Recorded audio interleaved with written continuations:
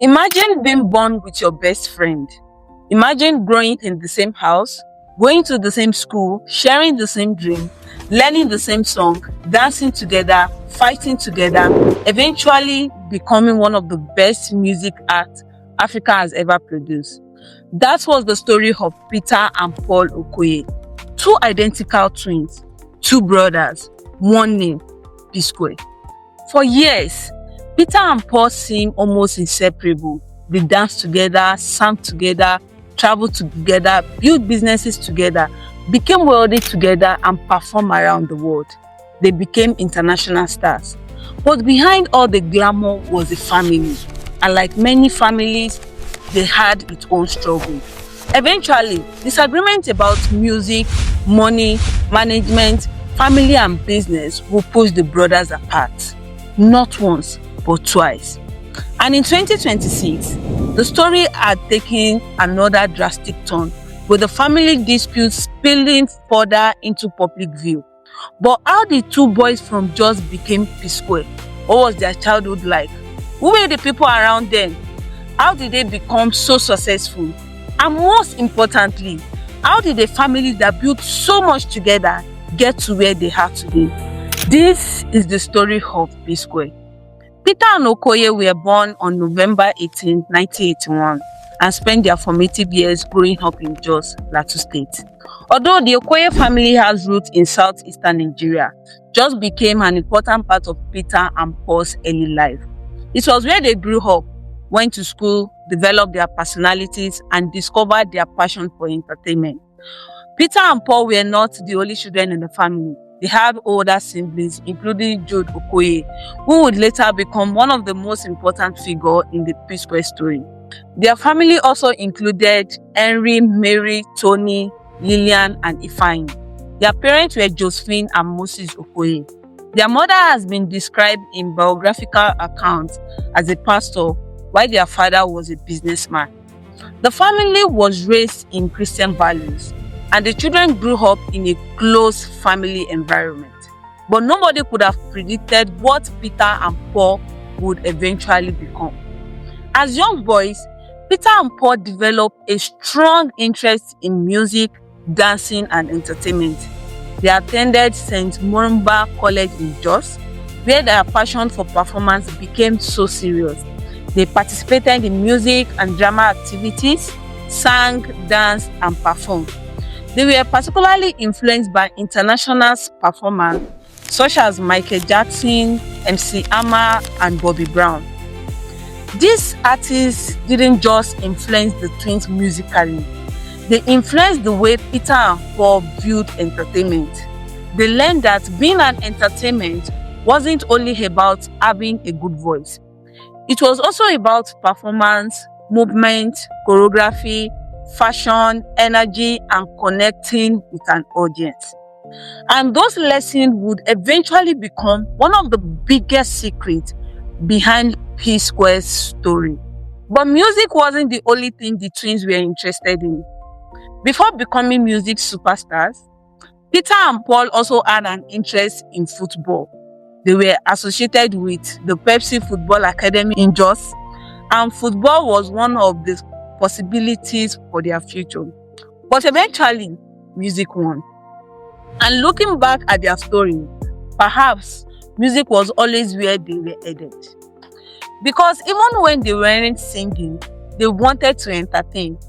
In the late 1990s, Peter and Paul formed a group known as Smooth Criminal, a name inspired by Michael Jackson.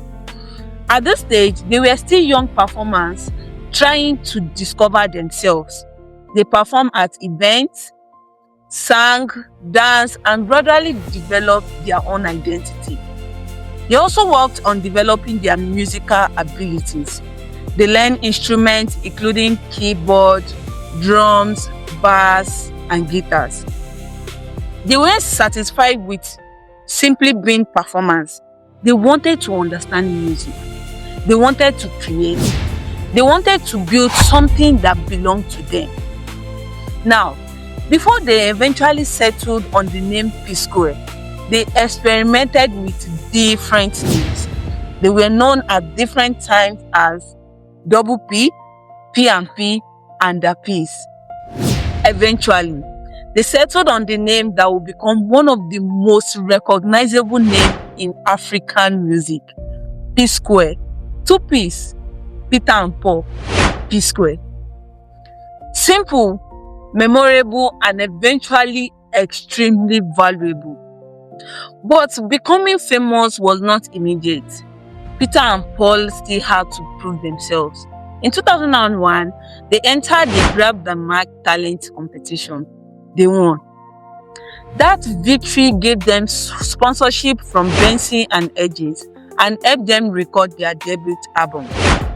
Their first album, Last Night, was released in 2003. The album introduced P Square to a wider Nigerian audience, with songs such as Serenita helping to create attention around the twins. Their music video also helped. People weren't simply hearing Peter and Paul, they were seeing them, the identical twins. The dancing, the choreography, the chemistry, the energy. It was clear that there was something different about them, but they were still far from becoming the superstar we know today. Then came 2005. P Square released their second album. That was the turning point. Songs like Bizzy Body became major hits. Suddenly, the twins were everywhere. Radio, television, parties, events, homes, cars, just name it. Nigeria was falling in love with P Square. The dancing became part of their identity. The videos became bigger. Their sound became more polished, and their audience expanded beyond Nigeria. The boys from Jos were becoming African stars. Then came 2007, Game Over. This was the album that changed everything. Songs like Do Me, No One Like You, and Roll It became massive hits. P Square had reached another level. Their music was crossing borders. Their performances were becoming larger. Their videos were becoming more ambitious, and their fans base was spreading throughout Africa. At this point, P Square had moved from being two talented Nigerian brothers to becoming one of Africa's biggest entertainment acts. And as their fame grew, so did the business around them. P Square wasn't making money only from recorded music. There were concerts, performances, royalties, endorsements, and other business ventures. They became associated with major brands, including Glo. Their success allowed them to enjoy luxury homes, expensive cars, international travels, and the lifestyle that comes with being some of the biggest stars in Africa. But there are many websites online that claim to know exactly how much Peter and Paul were worth. Some give figures in millions of dollars, while others give completely different amounts. The truth is that there is no reliable public financial statement that establishes their exact personal net worth. What we can confidently say is that P Square became one of the most commercially successful Nigerian music acts of their generation. Their success also took them beyond Nigeria. They work with major international artists including Akon, Rick Ross, T.I., and the rest. Their album continued to perform strongly and their awards follow. In 2015, P Square won Best Group at the MTV African Music Award. They were also recognized as Artists of the Decade. Think about that for a moment. Two brothers who started as young boys performing in Jos had become one of the most influential African music acts of their generation. But while the world was celebrating P Square, there was another important person behind the story. Their older brother, Jude Okoye. Jude wasn't simply their older brother. He became an important part of the business machinery behind P Square. He was their manager and played a significant role in their career. For years, the three brothers worked together. Peter, Paul, Jude. Family, music, business, everything was connected. And for a very long time, it appeared to work.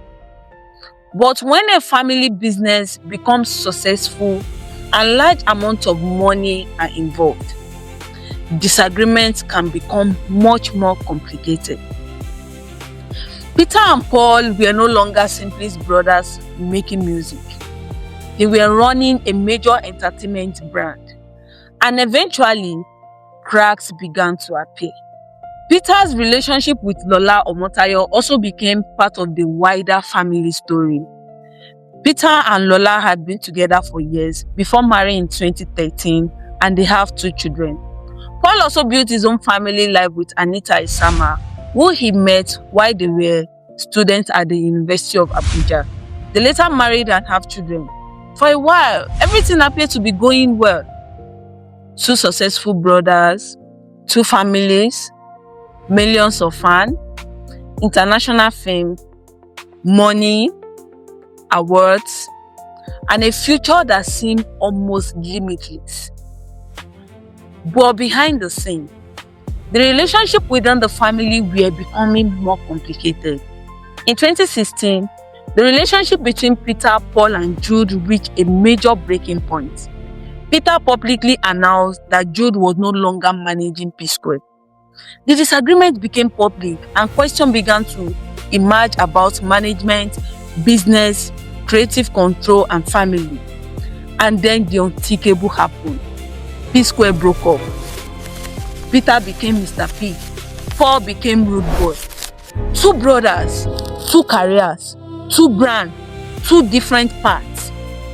Peter continued with his solo career. Paul continued with his own music. Both remained successful in their own ways. But something was missing. The chemistry, the choreography, the twin energy, the P-Square magic. For about 5 years, fans wondered whether they would ever see the 2 brothers perform together again.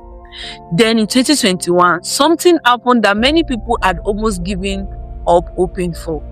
Peter and Paul reunited. The twins were back together. For fans, it was emotional.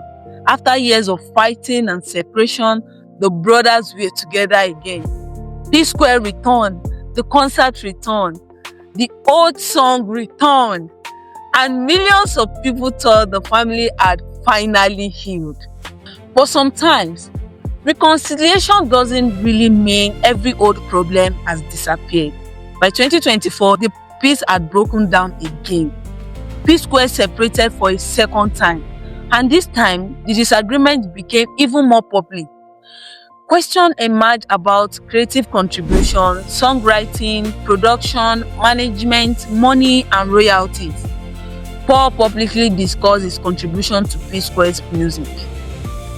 Peter responded by explaining his contribution and listing songs he said he had helped create. Suddenly, the argument wasn't simply about why P-Square had broken up. It became a much bigger question. Who actually built P-Square? Who wrote the songs? Who contributed what? Who deserved the credit? And perhaps more importantly, why had this issue become so painful between 2 brothers? Then the story entered another level. Peter became involved in a dispute concerning their older brother Jude. Peter made allegations concerning financial dealings and royalties connected to P-Square business. Jude denied wrongdoings and pleaded not guilty to criminal allegations brought against him. And this is where we have to be very careful. An allegation is not a conviction. A person's accusation is not automatically proof.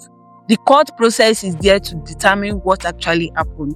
So when discussing this part of the story, we should distinguish between what has been established, what has been alleged, and what has been denied. And as we move into 2026, the P-Square story is still developing. Peter has continued speaking publicly about his version of events. Other members of the family have also spoken publicly. There had been new allegations, responses, and disagreements. The legal dispute involving Jude has also continued. And that means that the P-Square story is no longer simply about 2 musicians who couldn't agree. It has become a complicated family story involving music, business, money, royalty, ownership, trust, and relationship. But after everything that has happened, There are some things we know. We know Peter and Paul grew up together. We know that they discover music together. We know they built P-Square together. We know they become enormously successful. We know they are separated. We know they reunited in 2021. We know they separated again. And we know serious allegations and legal disputes had followed. But there are also things that only Peter, Paul, Jude, and the other members of the family truly know. We are not inside their business meeting.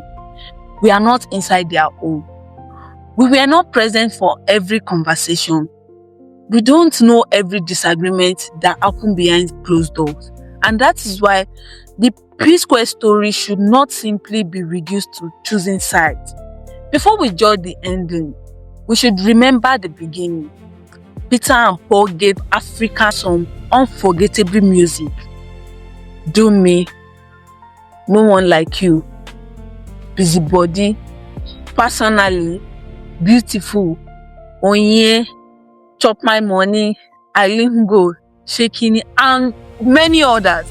Their music crossed borders. Their performances influenced a generation, and they inspired countless young African artists. For many people who grew up in the 2000 and early 2010, P-Square wasn't just music. It was childhood. It was parties. It was weddings. It was birthdays. It was family gatherings. It was a generation. Two boys started with a dream. That dream became music. Music became fame. Fame became money. Money became business. And the business became complicated.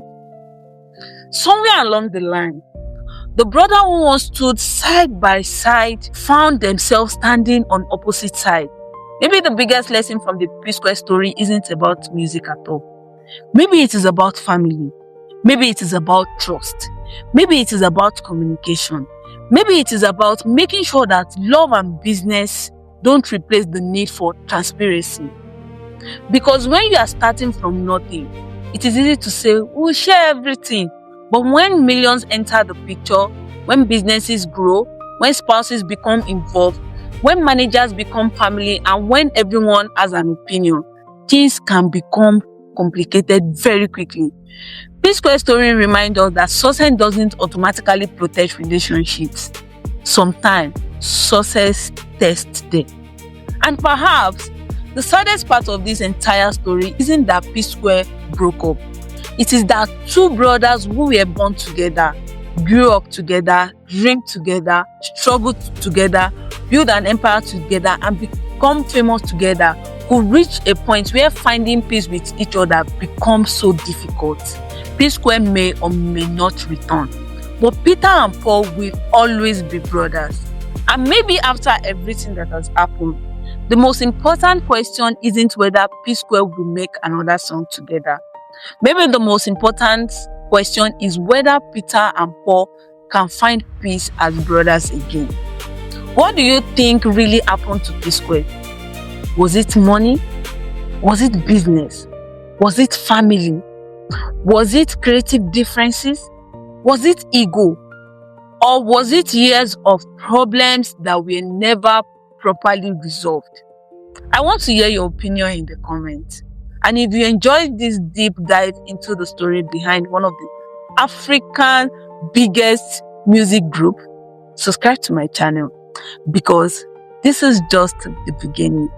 We are going behind the fame to uncover the stories, struggles, success, controversy, and journey of the people we see on our screen every day. This is the story behind the stars. Thank you.